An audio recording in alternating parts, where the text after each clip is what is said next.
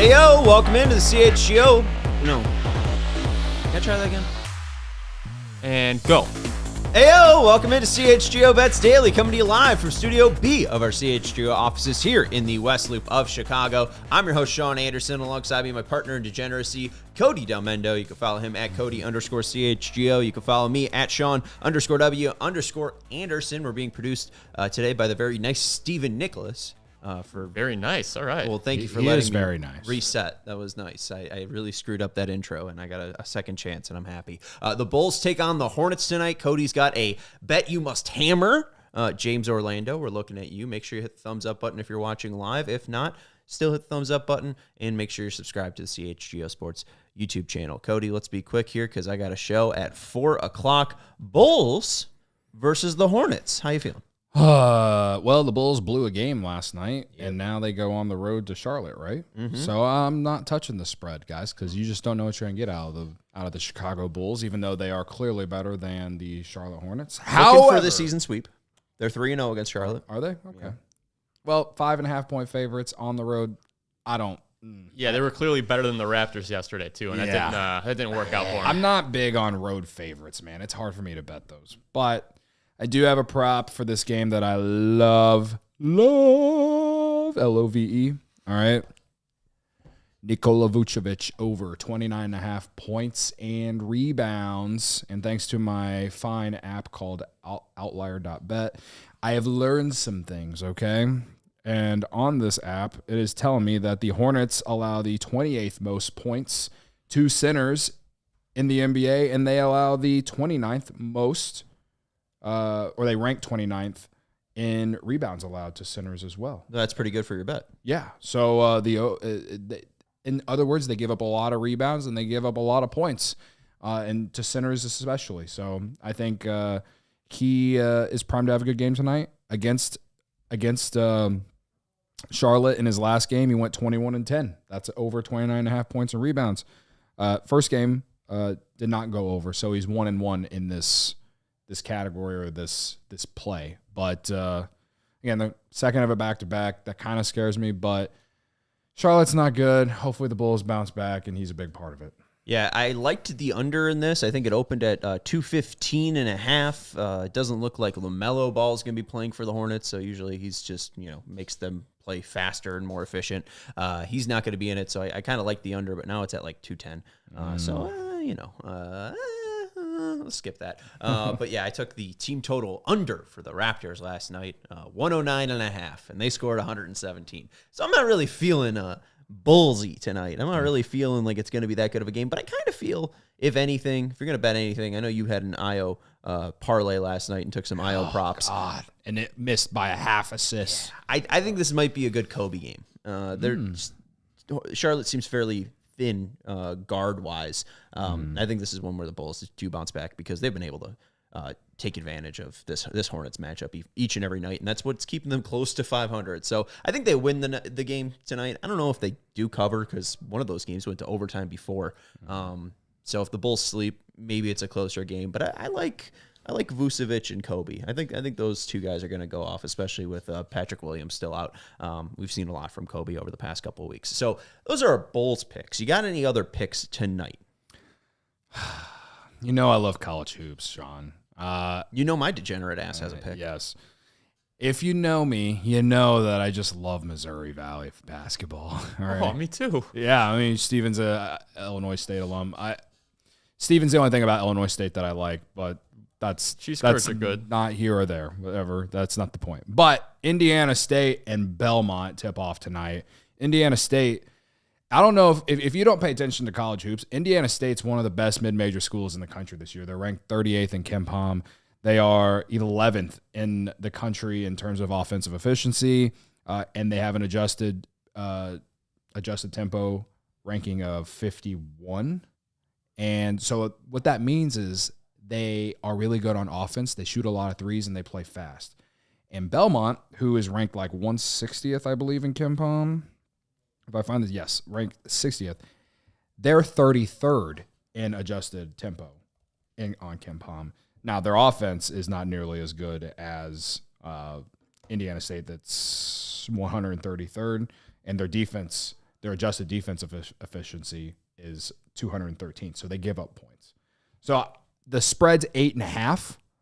The over/under is 165, and I know that's a high total for college basketball. But if you're new here, it's every Indiana State game over. I'm taking it every time because they are so efficient on offense and they play fast. And Belmont plays fast too. Will they get the offense? I don't know, but they're going to give up points. So the fact that Indiana State's defense isn't exactly the best either, I think that we could get a high-scoring game. The 8.5, I kind of lean Belmont since they are at home, but give me the over. I want to root for points tonight. Root for some teenagers and some young adults to score 166 points. Let's go. Hell yeah, brother. Let's go. Along with those teenagers in uniforms playing basketball, I have Army. Again.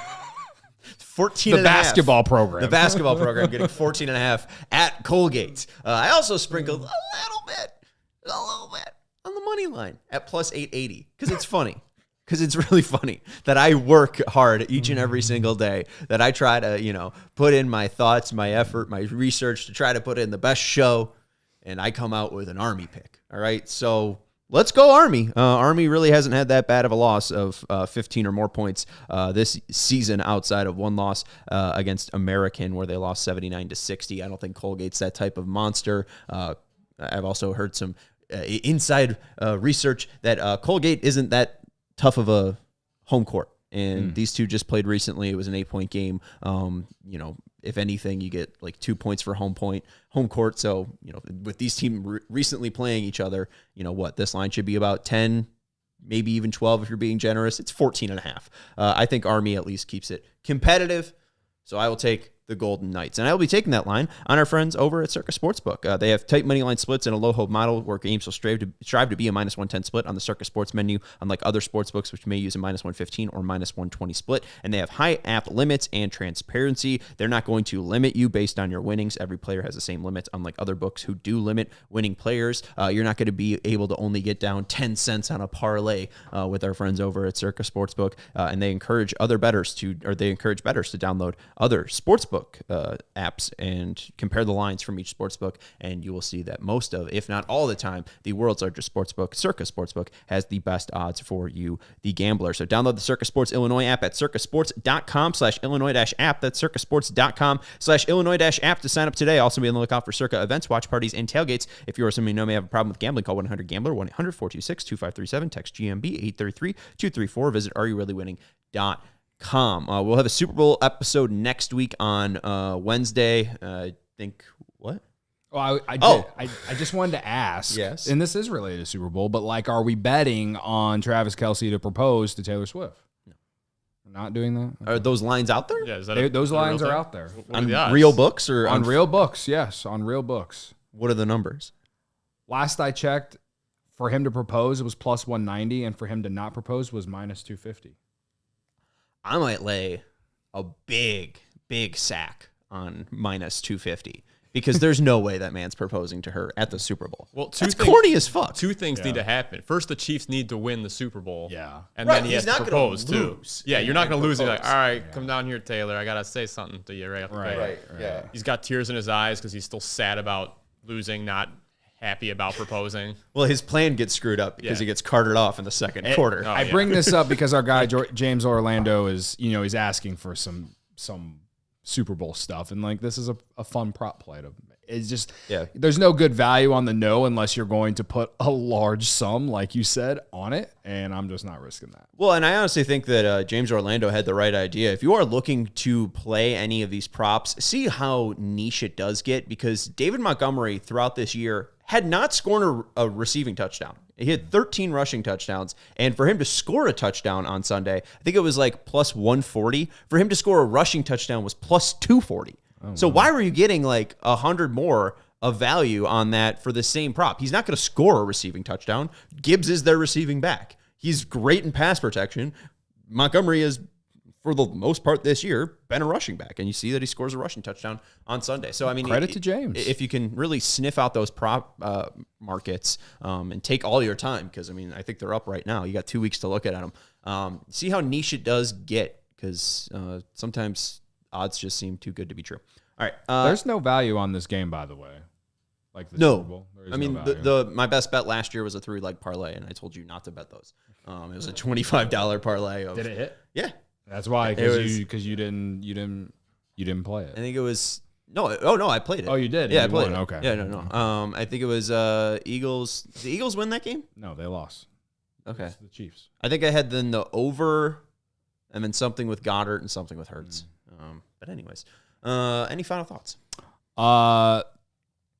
UAB +7. UAB +7. Let's go Blazers. That's UAB Cody +7. Delmendo. You can follow him at Cody_CHGO. You can follow me at Sean_W_Anderson. Let's go Army +14.5. Let's go UAB +7. Indiana State, Belmont over 165. Nikola Vucevic over 29.5 points plus rebounds. Let's go. And hopefully a Bulls win for our guys, Big Dave. Not for Matt Peck. I think he wants them to just lose games. But for Big Dave, for sure. Okay, well then for Big Dave. And Matt Peck is probably the most pessimistic fan in this office. Low key. I would like to have a fight with him on that. I would like to see who is more pessimistic. I mean, you both cover the two teams owned by Jerry Reinsdorf, so I get it. Maybe that's saying all that we need to say. All right, that's going to do it. Go check out the White Sox show. That's starting in 3 minutes. Goodbye. We all silly like the mayor.